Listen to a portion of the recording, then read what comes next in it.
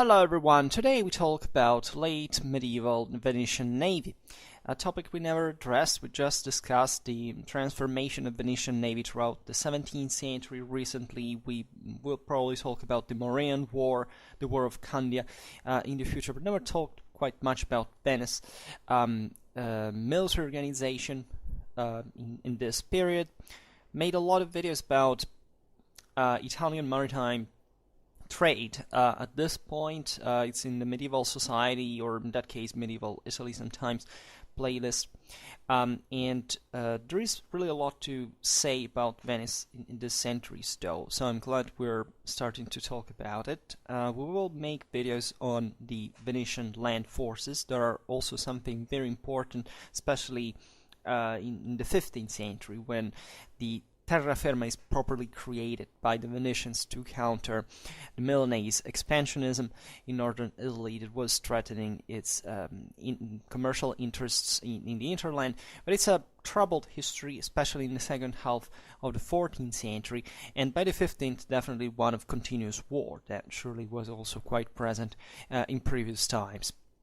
It's important to discuss this city for many reasons. First of all, this was the largest naval power in Europe at the time, and as you know, Venice had fundamentally flourished within the Byzantine protection, at least, that brought to the gradual integration and, at the end of the day, substitution of the imperial navy with the Italian ones, and especially the Venetian one.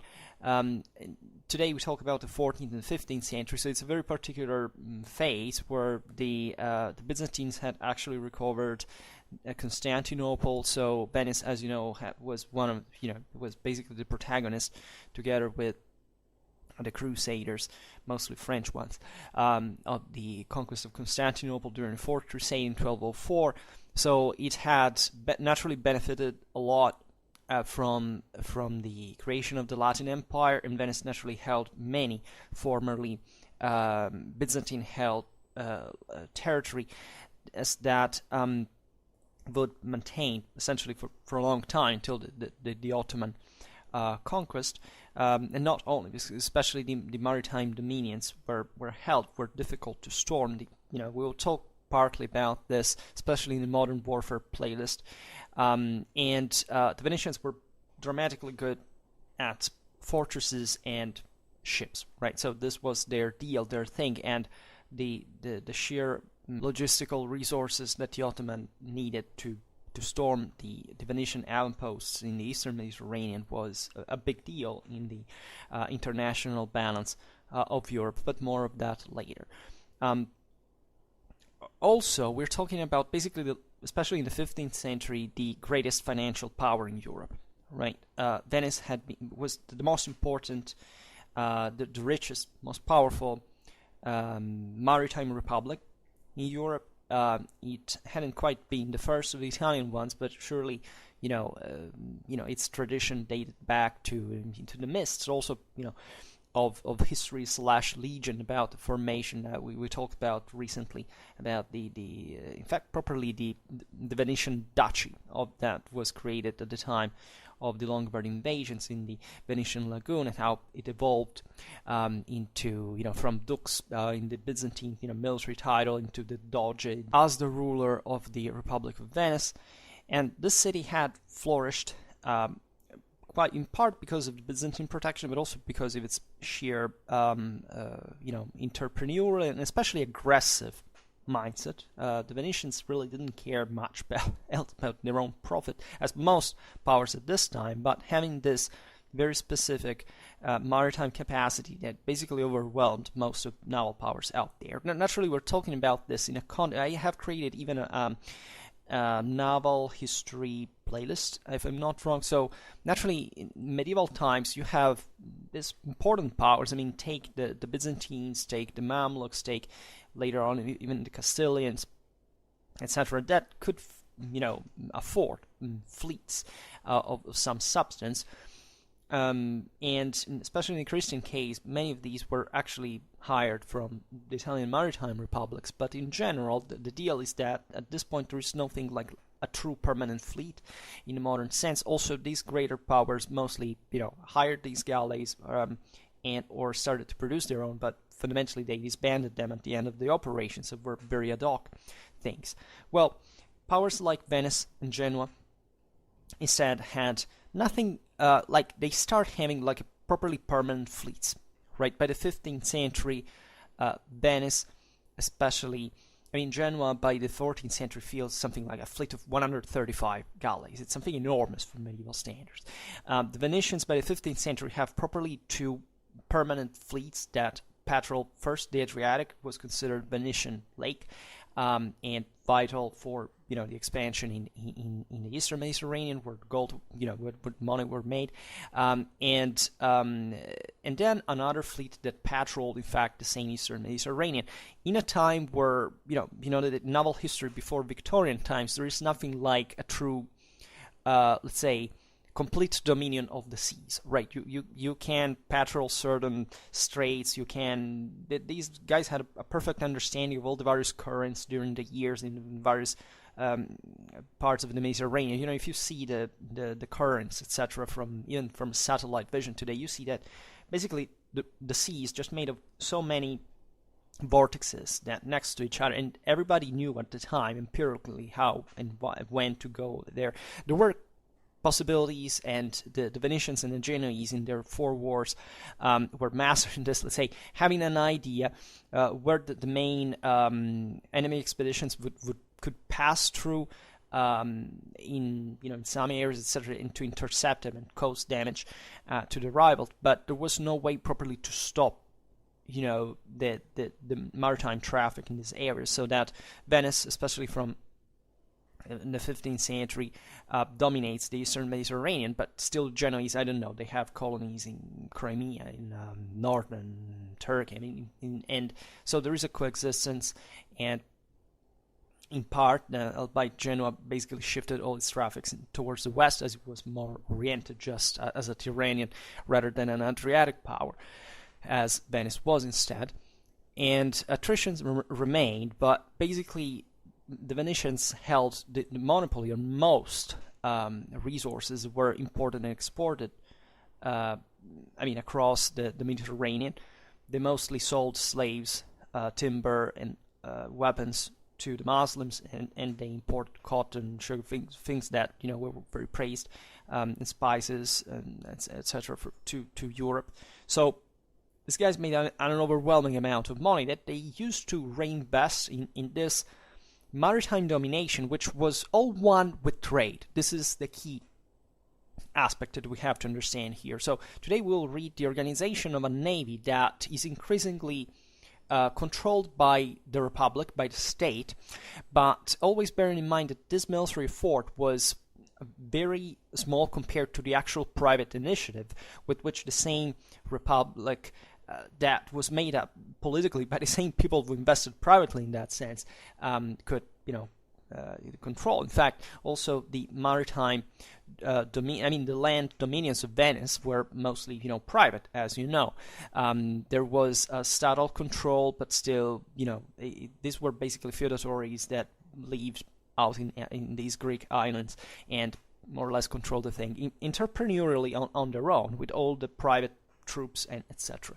But it's important to stress that we sometimes have the image of the Venetians like a bunch of fat merchants that did nothing but living not parasitically, but just getting the money and doing nothing much. But it's not quite the thing, because you have to think that almost 1/3 of the entire Venetian population was basically made up by sailors. That means that most men in Venice of all ages were actually involved into the life in the sea. And Venice was so ideologically tied to the sea. There was also a specific ritual that with the Doge that literally threw a ring in the lagoon and sanctioning the marriage of the Republic with the Adriatic, and the deep connection of this, as you know, properly isolated city from the rest of the terra firma, where the Venetians didn't have much of an interest to to set foot, if not for protecting themselves, especially in later times, as we've seen. And when they did, actually, in northern Italy, they created some of the most modern and efficient, not just states, but also armies at the time, like the Venetian Condotta and the Burgundian army, for example, by the mid 15th century, were basically the most advanced military systems existing. But it was just an incidental, secondary aspect for Venice that was all instead mostly about its naval power. And what is very important in this process is that the state started regulating the trade expeditions that took the name of the mood. That it was basically several expeditions were carried out during the year, were basically regulated by the state that gave the permission to do it. And the point was, making these expeditions with as many ships as possible, so that the trade would be more consistent, more rationalized, more also punching from a political point of view for the various polities that eventually they traded with. So having a more this is a bit what altogether in a very different way all the cities of the Hansa did, I don't know, towards the Kingdom of England, right? The only difference is that Venice was properly a state on its own, was not a sum of small cities like was happening in the North Sea, but in the Baltic Sea, but just a state was dealing unitarily on its own. This was a great advantage.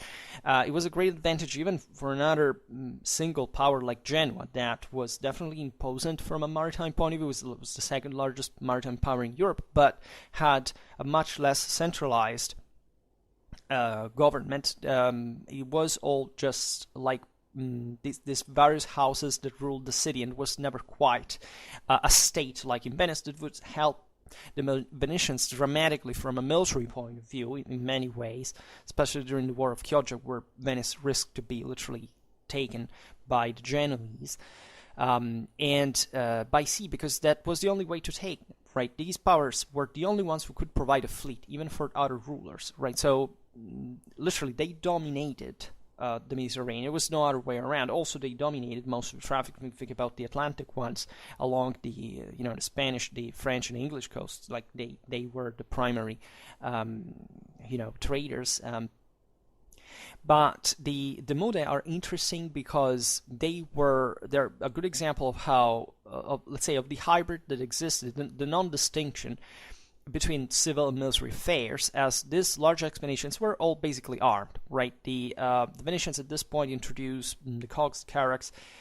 They increased their tonnage.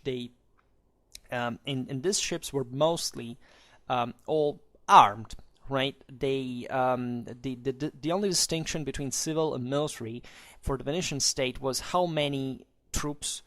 Were properly on board, which meant actually how large the crew was, because the crew was always armed. There were certain bodies of crossbowmen as specialized professional troops that aided naval warfare. Crossbow was extremely important, but fundamentally the whole crew was armed. So if you had less than 60 crewmen on board, you were considered a disarmed and therefore a kind of a civilian vessel, whereas if it was more, it was properly a military one that could be an armed galley, as they call it themselves. And what is important here is also the capacity of Venice to, as we will see, to create properly a steel ship production through the arsenal that was the largest shipyard in Europe for centuries to come, and that basically sold at auction the galleys to these private noble families that still ruled the business, but in this way the state cashed, and they had the infrastructure essentially to produce new galleys at a rhythm that no other power had, right? This is very important because Venice was, as most mercantile republics, was, as we've seen, not really interested in properly a military expansion, but just they saw it in a very close of its way. The military instrument just as a support to its political, in this case, mercantile interests. And there was a general levy in Venice, like in any other power in Europe, but it was almost never summoned.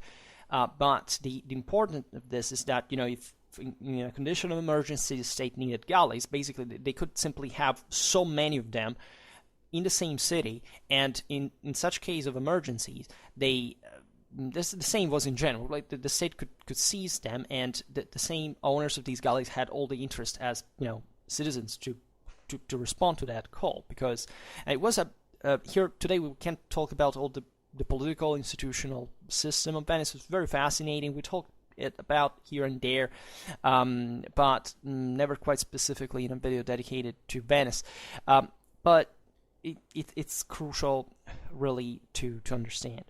And as we will see now, there is also a trend historically of Venetian naval power that had troubles on its own, especially Hungarian expansionism was a problem. Eventually, the Ottoman one also was, but it was always a very fluid situation, and the Venetian government had a very, lucid, rational, precise way of dealing with each problem, with a very strict calculation of the cost-effect ratios, and eventually taking a decision. This was dramatically important, because what probably characterizes Venice from a political point of view more than many other powers at this point is political cohesion.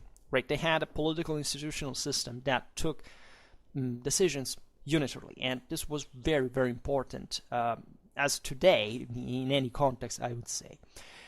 There would be a lot more to add, but speaking of the Navy, the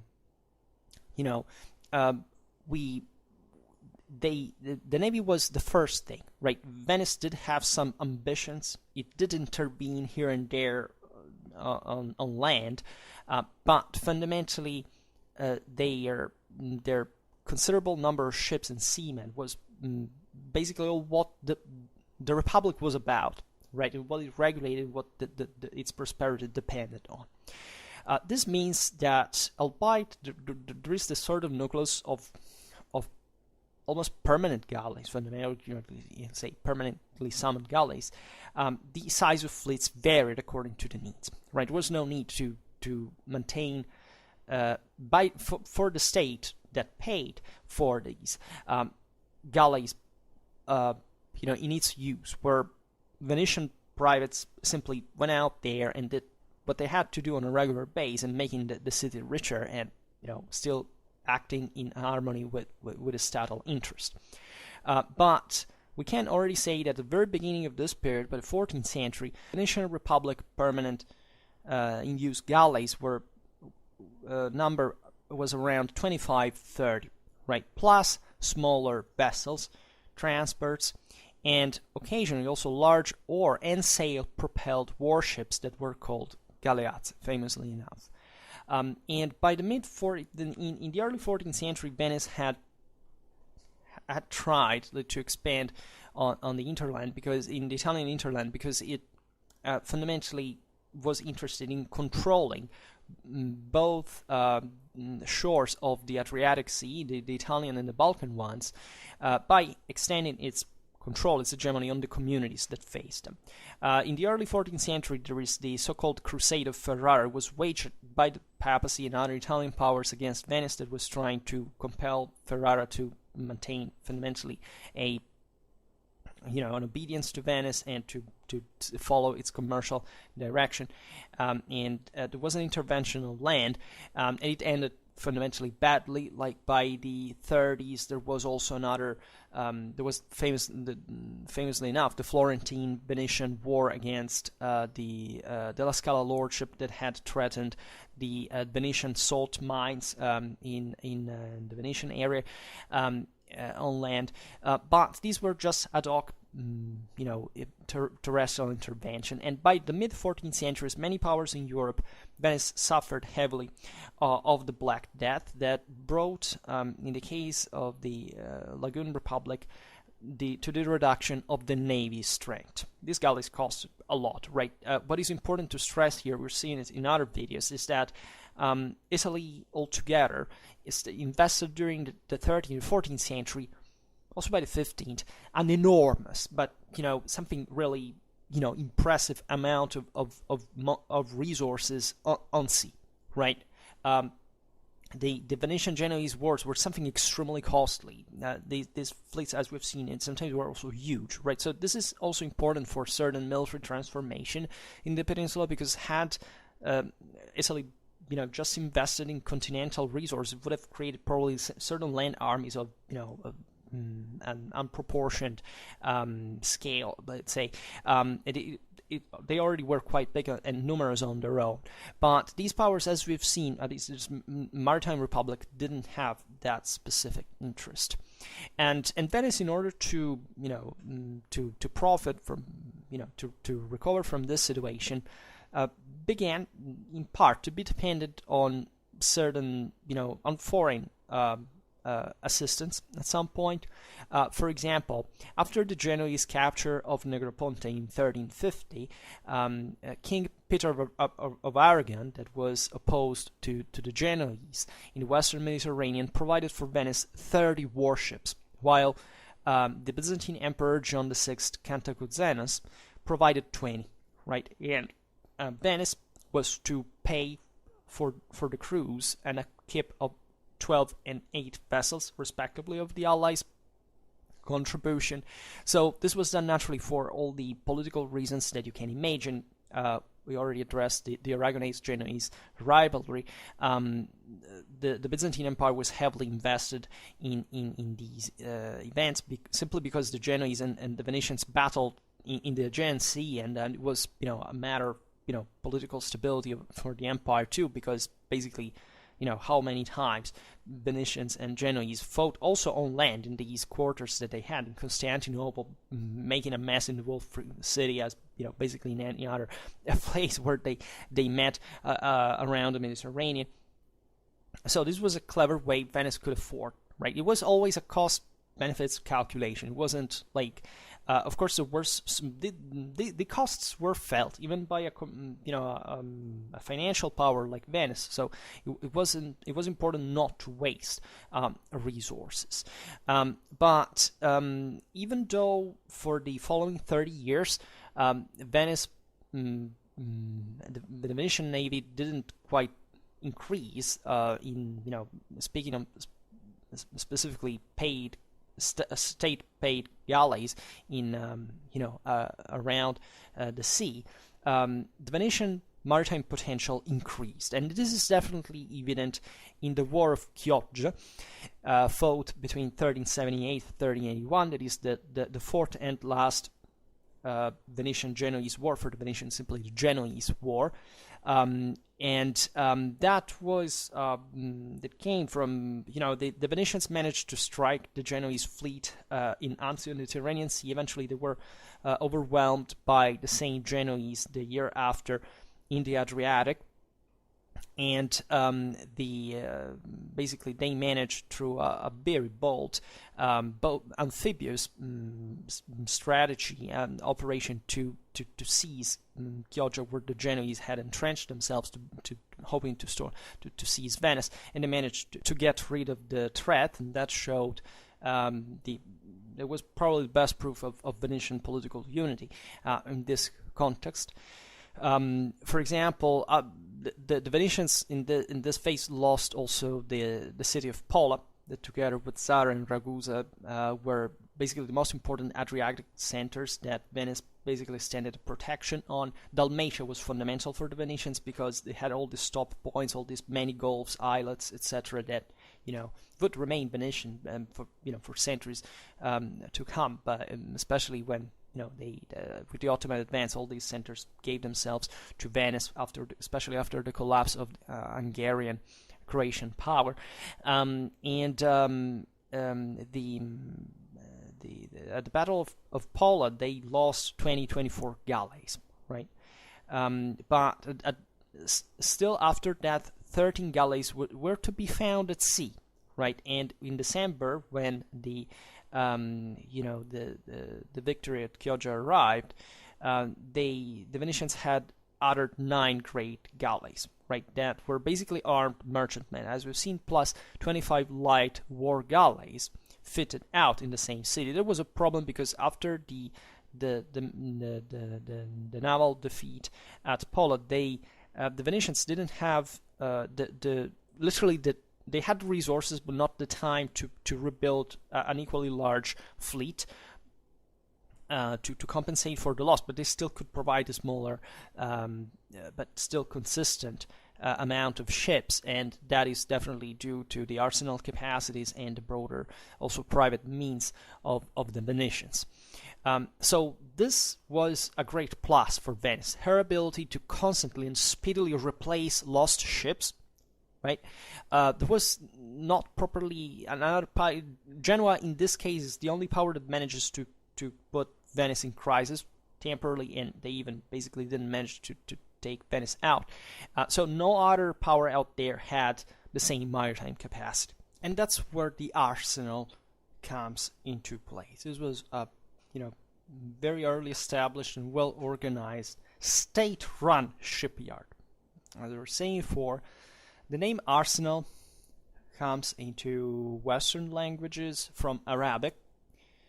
In this case from Dar Sin'ad, which means house of industry, right? And this is all because of the Mediterranean context between the Westerners and the Islamic areas that came through Italian first and eventually spread, given eventually Italian linguistic preeminence during the Renaissance, also in the other languages.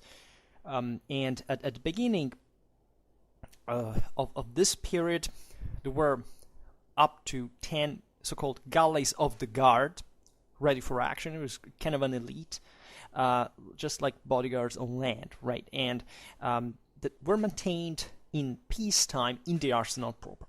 Right, so you can imagine best equipments, armaments, and so on. Plus, there were other 10, 12, let's say, that could be made ready virtually immediately, and further 25 in reserve that could be fitted out at short notice. And this last number occurs in a document of 1417, for example, stating that this was observed as a traditional requirement in Venice. And in 1442, the Republic called upon the arsenal to complete 50 new galleys and further fit out other 25, and other 50 being made ready in 1453, which is not a random date, definitely, as this was the fall of Constantinople. In fact, under an increasing Ottoman pressure, the size of the Venetian navy grew steadily larger. The Venetians, initially by, if I'm not wrong, 1467, scored a crushing victory on the Turkish navy. Basically, all these Turkish powers, from which also the Ottomans had risen, had immediately started, piracy in the Aegean. Piracy and eventually privateering is a very important topic in this context, because by 1467, the Ottomans were thought by the Venetians to have been knocked out, right? And what happened is that the Republic actually underestimated their power, but the Venetians had immediately been alert, especially since 1396, after the Crusader defeat at Nicopolis. Eventually, the Venetians participated at also the Crusade of Varna in 1444. Right, these followed the Danube from Central Europe, but the Venetians passed naturally from the through the Aegean and the Black Sea. But let's say that 1453 was a point of no return in a sense, and the Venetians from there on had to cope constantly with a renewed Ottoman pressure. Already by 1470, the Republic fielded as many as 73 galleys, right? Leaving only 24 unfinished vessels at home. This tells you how the measure of the commitment. Also, in the 2-3 following years, the Venetians maintained regularly at sea fleets of 100 galleys that sometimes were split, right? Mostly, in part, they patrolled the tradeways. Others were naturally, sent to specific military operations. There were, important ones. I don't know, the ones of Thessalonica that was seized by the Venetians, and eventually the Ottoman besieged. There were eventually conquered it. And this was an interesting struggle because the Ottomans were not definitely much of a maritime power, but still their logistical capacities were impressive and were underestimated by the Westerners and the Venetians, that were basically the ones that could put out more, the largest resources in the area as well.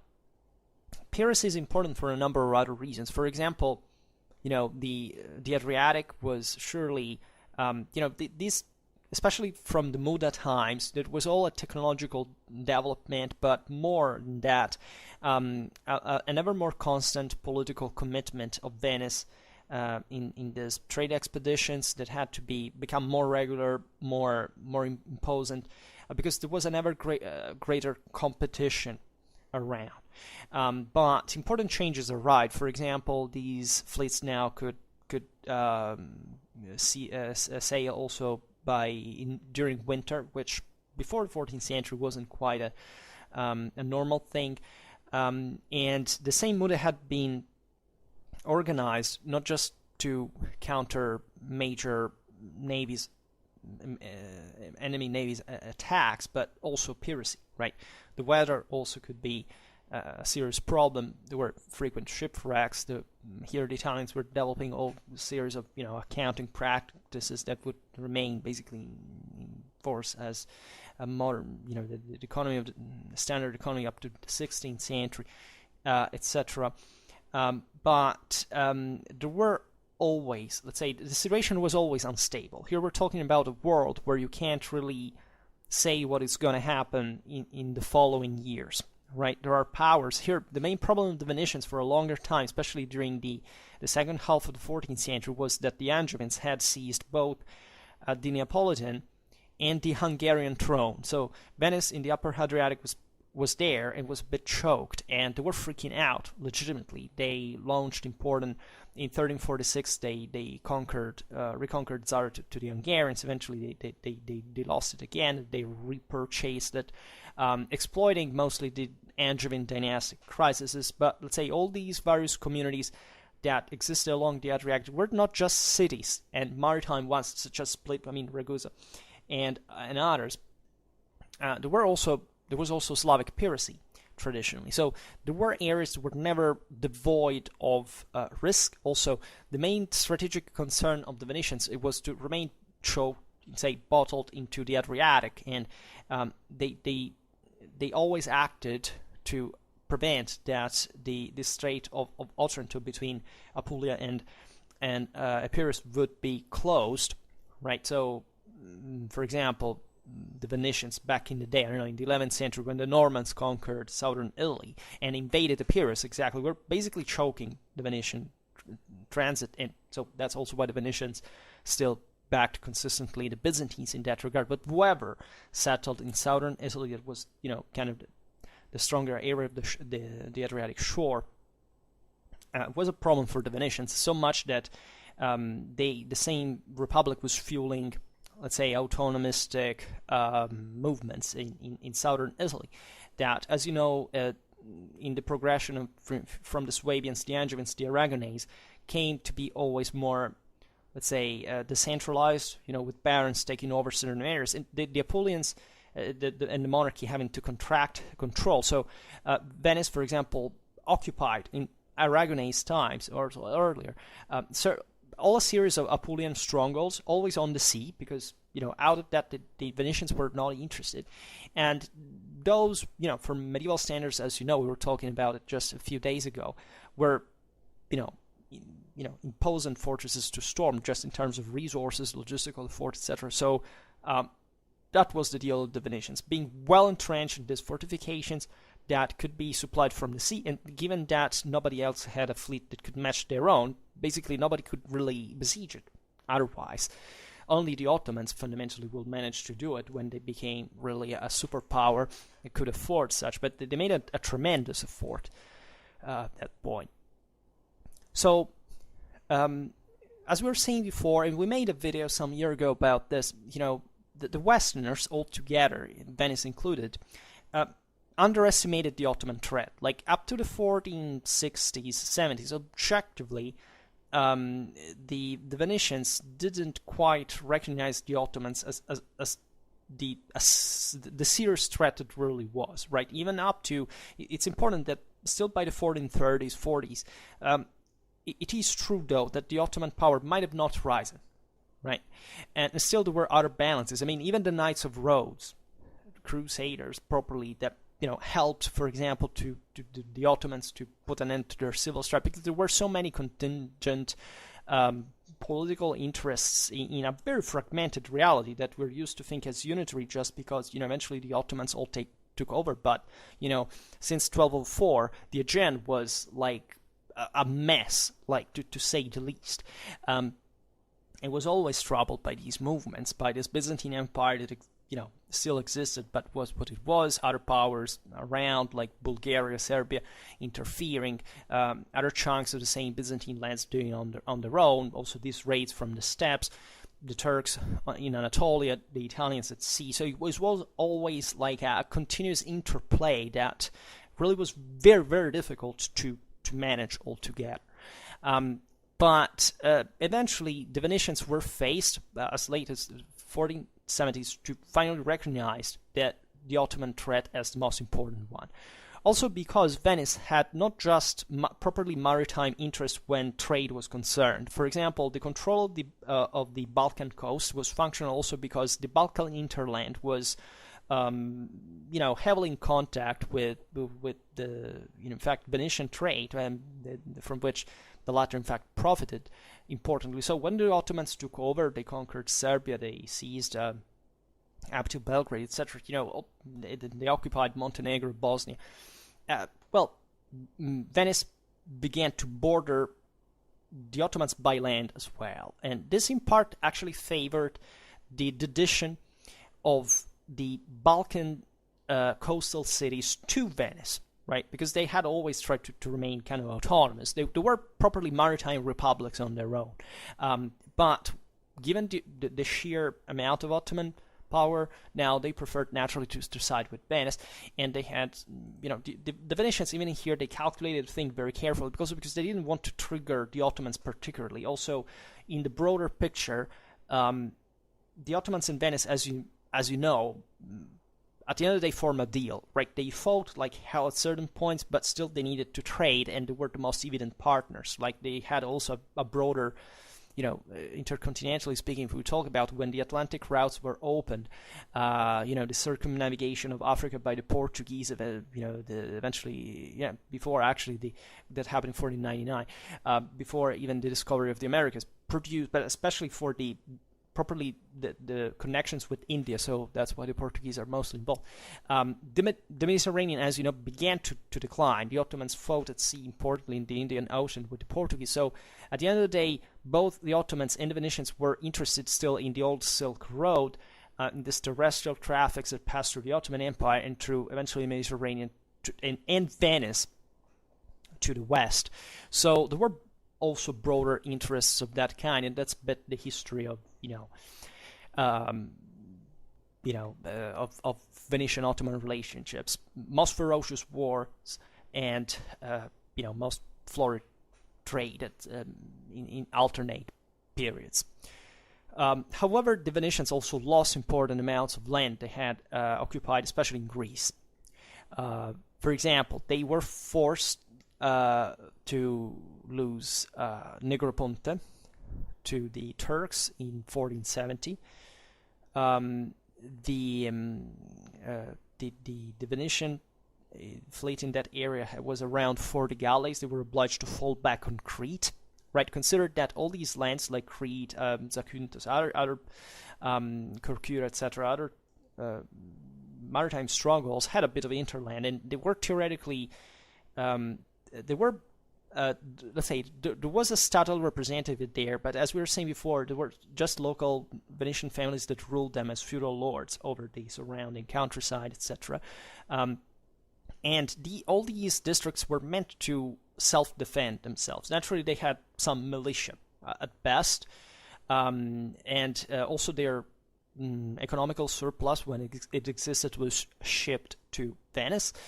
But at this point, they couldn't defend themselves anymore, alone, and they needed the Republic to intervene consistently. And at that time, the Ottoman navy had increased to 100 light galleys and 200 or more auxiliary vessels. So you see, we made several videos about Ottoman warfare and the Ottoman army, but you see here that naturally that was dramatically advanced at that time on land, but at sea they were still like a bit more composite and ununiformed force than the Venetian one, but it still were many, right? So smaller vessels, also probably less organized, but still more than the Venetians now. So that was a real problem. So the Republic responded in 1473 when the city realized that the arsenal alone was no longer adequate to produce, especially the larger fleets that were now called for. So they extended it. What is called, in fact, the newest arsenal was expanded, and now the Republic could construct and store simultaneously 80 galleys, a capacity that would be increased to 116 soon afterwards. And there was a literally mothball fleet of 25 completed, fitted out war galleys being permanently stored there for any emergence. Very imposing numbers. And by the late 15th century, the mothball fleet was doubled to 50 and again to 100 in the first half of the 16th century. Albeit it seems that say on paper 100 galleys were required, but in practice would never fully reach. But still, it's an enormous amount of ships. And despite all this effort, the Ottoman advance in 1498 met only with a resistance of 13 light galleys from the Venetian side. And at the Battle of Zonchio in 1499, there were only 48 light galleys and 17 great galleys from the Venetian side. The Battle of Zonchio was basically a watershed in Venetian history because, albeit Venice kept growing as a power, its proper expansion in Mediterranean was stopped. This is the moment in which they realized that the Ottomans were too bulky to continue this kind of idea of permeating expansion in the eastern Mediterranean, in which Venice had to cope now with this power in ways that hadn't been used to do before. Speaking of the galleys proper, at the beginning of this period, galleys had usually 180 galeotti, which were oarsmen. These were all salaried; they weren't slaves, right? The slaves in the Mediterranean for oaring service appeared basically mostly with the Christian-Muslim wars. I mean, the Turkish wars in the 16th century. In Middle Ages, oarsmen were all salaried freemen, and it was even a good job, right? They were well paid. These galleys by the 14th century had 2 men per bench and 30 benches on each side. That makes the number. And the figure was increased, however, to 180, eventually with the addition of the 3rd man to each bench. That became customary in the course of the same century.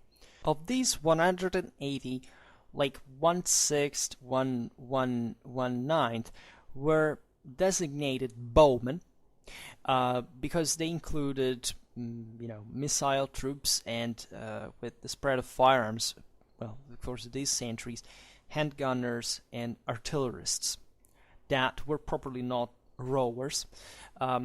Albeit, as we have seen, the rower crew was usually engaged in combat on a regular basis. We should stress that the Venetians, together with the Mamluks in this period, had the most advanced naval technology around. They had, as soon as basically gunpowder spread. They had explosive shells. They had some very advanced stuff, and the development of artillery in these centers were quite consistent. In addition, the crew included some so-called bowmen of the quarterdeck. In Italian would be balestrieri della popa, who were young noblemen serving as a sort of apprenticeship, right, like midshipmen. So it was properly a kind of a naval school for them. This is important because the Muda system and also the command, as we will see, of the fleet was entrusted normally to noblemen. I mean, these were these patrician families of the city that fundamentally ruled it, and there were also, especially at this time, still relatively few families that always maintained power in Venice after the lock of the late 13th century, and we will talk about it another time. Albeit sometimes there was also a subcontract for getting command in certain instances. Anyhow, because of private resources, as we were saying before, all these houses had their own ships, their own men, etc. By the beginning of 15th century, each galley was required to carry 4, then 6, and by 1483, 8 such young noblemen in the ship. In total, as we have seen, an average galley crew numbered 200 men. Some could be really overloaded. Consider that they also needed the space for not just the food, etc. for the crew.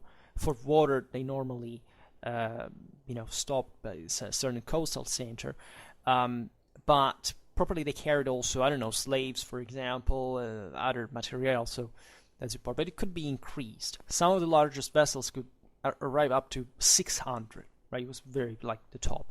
But still, speaking of average, by the early 15th century, the Doge Tommaso Mocenigo, 1425, ordained that the average crew had to be increased up to 300. And it seems, though, that such increase didn't actually take place. There could be an average 200, 230 normally, also in the later period. The galley commander was called a sopracomito or patrone, right? So supper count or master, fundamentally, respectively, and was usually a nobleman too, appointed by the state, but this post could also be purchased, especially after 1329. So were fleet commanders, the capitani, the captains. Well, the supreme naval commander was the Senate-elected Captain General of the Sea, who had basically a complete authority over all the other Venetian fleet commanders everywhere. This speaks of the political unity that the Venetian government could impose on all the vassals of all the Venetian dominions. This was really very important, right? And these men were also tasked with the control of the political control of the local government. In fact, the city began to introduce governors, etc., next to the local ones, so the various private districts, so that it would start, eventually taking over, especially as far as properly the military side of the story was concerned, right? So that maybe the militias were levied by that same guy locally, but these other commanders would come with some troops on their own, and also would command not the direction of the troops in case of war. That's also very important for the unity of command. Also, there were, as we have seen, especially in Dalmatia, on the Balkan coast, many colonies, dependencies. also in Greece, naturally Crete especially, that were expected to supply crews, albeit not ships. This is rather interesting because the state wanted to maintain control on the hardware, whereas man, kind of a cheap stuff, let's say. And there is a logic in that too, indeed. And in fact, however, these colonies, these dependencies, usually sent to Venice just, a part, a section, a skeleton crew, let's say, one man per bench, usually. And now 9 out of a fleet of 14 vessels were manned by Greek colonists, for example, in 1403.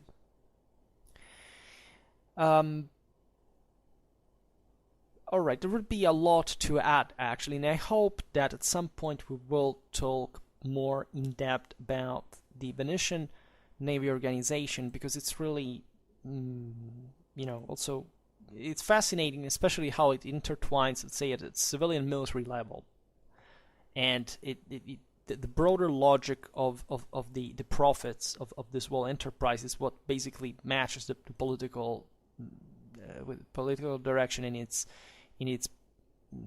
military instrument. So as always, and this, as we underline, it was one of the most efficient governments in medieval Europe, because such level of centralization was basically unknown for the sheer amount of power that could be mobilized for many powers in Europe, even some monarchies and so on. Right? This is not reached by anybody, in the sense that this naturally has its roots in the broader, in the commune, in the isolation, the particular interests of the city, but it's something that you don't find in other naval centers, right? Anyhow, for now, we stop here. I just hope that you enjoyed this video. If you did, please share it. Otherwise, leave a like or subscribe to my channel if you're interested in my upcoming content. And for now, I thank you heartily for listening to me. I wish you a nice time and see you next time. Bye.